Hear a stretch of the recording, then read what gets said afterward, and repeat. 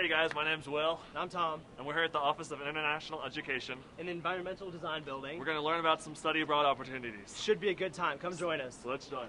Alright Nate, so can you tell me a little bit about studying abroad? Studying abroad is an international experience which is primarily academic, but of course has the added bonus that you get to travel around, learn a language, immerse into a community, or whatever else the student is looking to do. But what our office does is help to facilitate that international experience through one of our programs, whether it's a faculty-led, one of our own CU faculty providing the program, or one of our providers like Semester at Sea, CIEE, SIT, the School of International Training, or something like that. It can be anything from a summer, semester, spring or fall, or an academic year. And that's, in a nutshell, study abroad. Alright, sweet. So what are the opportunities here that CU offers for students in studying abroad? CU Study Abroad programs has actually approved over 200 programs in over 70 countries. And when we say that they're approved, what that means is that two things very important to the student. Number one, they get in-residence credit, which is very important so that, a lot of times the question comes up, do we get transfer credit? It's actually better than transfer credit. We've already paved the way that those credits as in-residence will automatically appear on the CU transcript.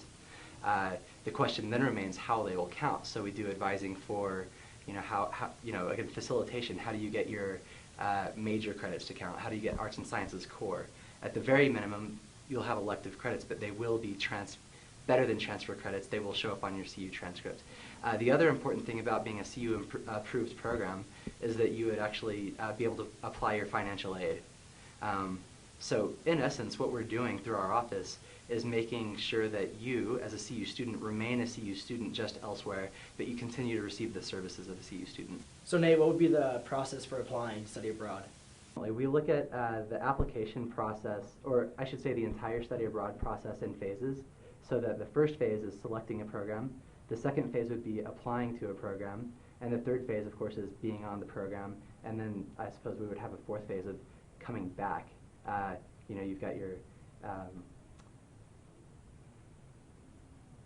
reverse culture shock, You want to just that sort of thing. Sure, yeah, let's go for it. Okay. All right. No, good. Okay. So Nate, for a CU student, what would be the process for applying to study abroad? Sure.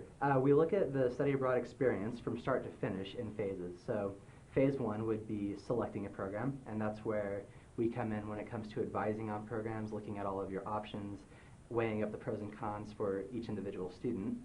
Once you've selected the program that you want to do, then we set you up on an online account. It's through our website, and it's all very paperless and easy. Phase three would actually be being on the program, and then of course you return from the program, which is a phase in and of itself, and we actually provide services for all of those phases. And then once I start the process, how do I find the program that best fits my needs? Excellent question. That's basically the perfect question and what we address with every student as far as figuring out the best fit program.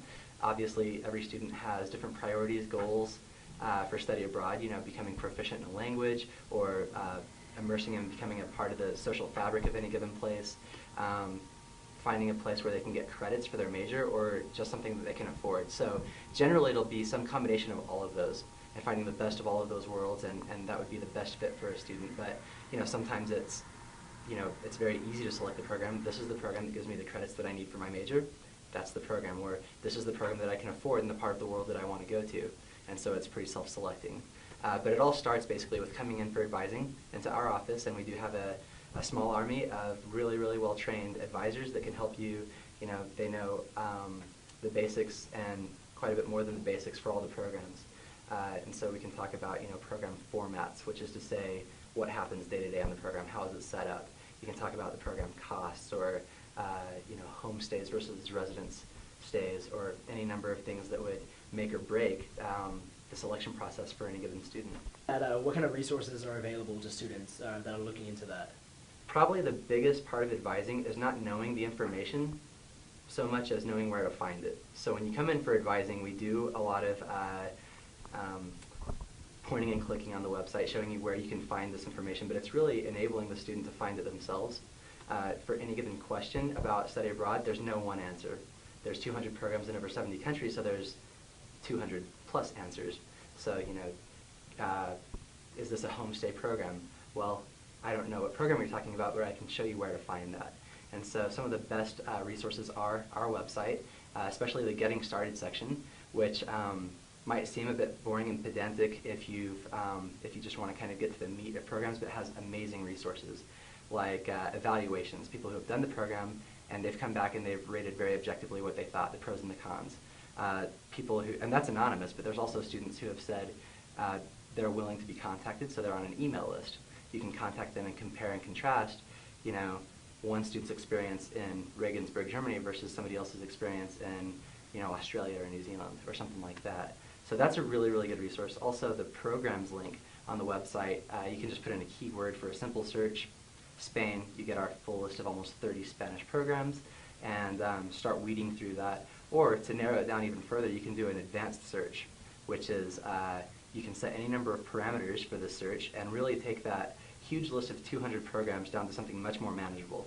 You know, if you set the type of subjects that you want to take within a price range, within a certain part of the world, or even a city, you know, very specifically, it's going to ideally narrow that list down to maybe 2, 3, 6, 8 programs, and then you've got a very manageable list to choose from.